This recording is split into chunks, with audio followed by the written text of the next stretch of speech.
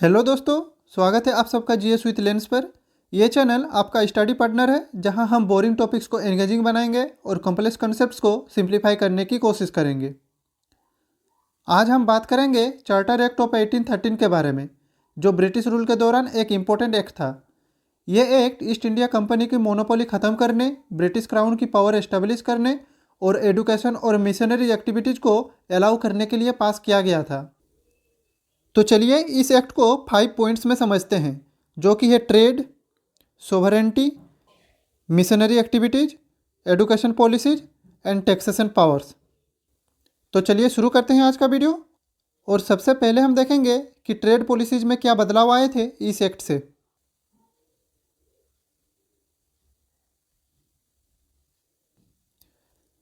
तो this act ended the trade monopoly of the east India company in India. It opened Indian trade to all British merchants, and it retained the company's monopoly over trade in tea and trade with China. तो इस act के through east India company की monopoly ख़त्म कर दी गई।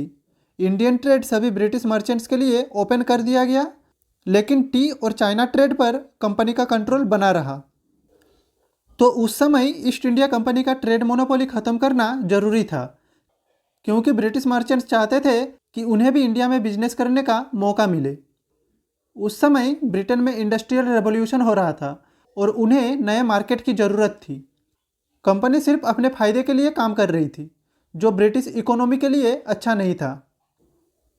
तो आप सोचिए, एक बड़ा मॉल सिर्फ एक ब्रांड के प्रोडक्ट्स बेच रहा था, पर नए बिजनेस ओनर्स ने कंप्लेन किया कि हमें भी शॉप खोलने दीजिए।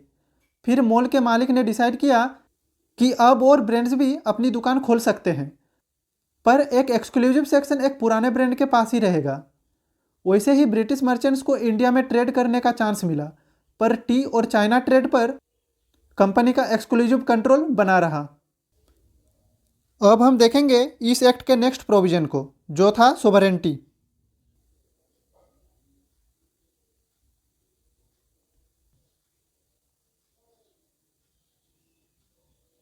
तो this act declared the sovereignty of British crown over the companies territories in India.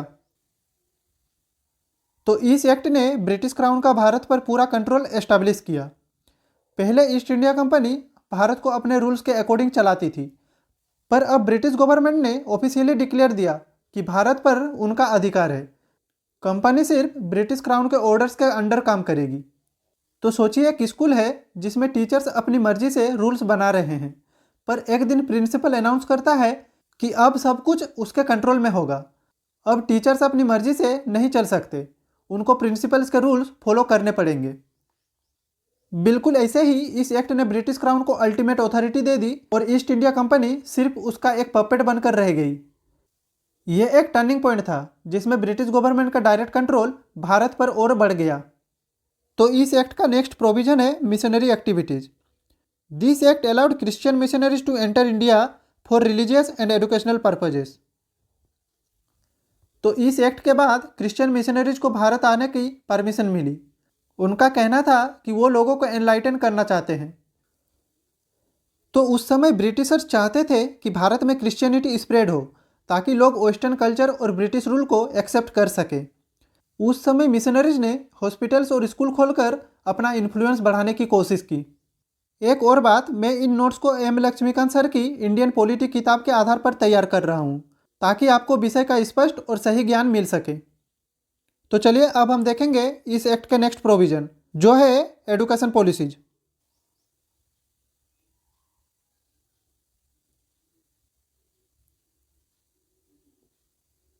तो this act promoted western education among the inhabitants of British India.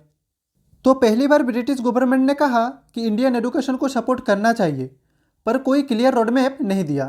बस इतना कहा गया कि इंडियन लोगों की नॉलेज और लर्निंग इंप्रूव होनी चाहिए।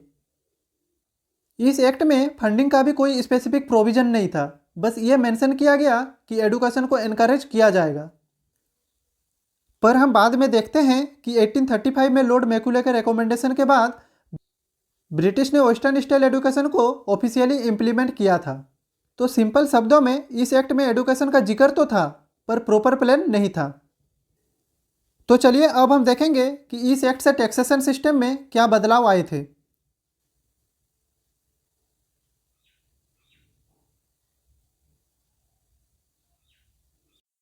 तो this act authorised local governments in India to impose taxes on individuals and it allowed punishment for non payment of taxes.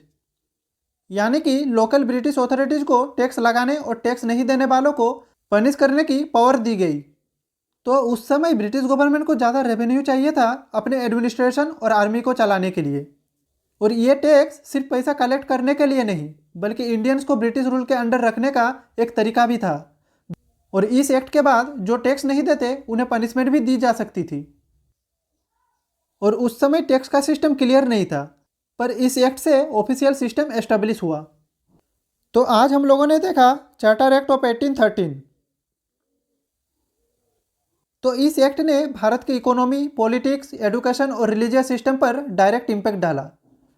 Trade open होने से नए बिजनेसमैन आए, सोवरेनिटी डिक्लेयर होने से ब्रिटिश क्राउन का कंट्रोल और बढ़ गया, मिशनरीज के आने से क्रिश्चियनिटी स्प्रेड होने लगी और वेस्टर्न एजुकेशन से एक नया एजुकेशन सिस्टम बना।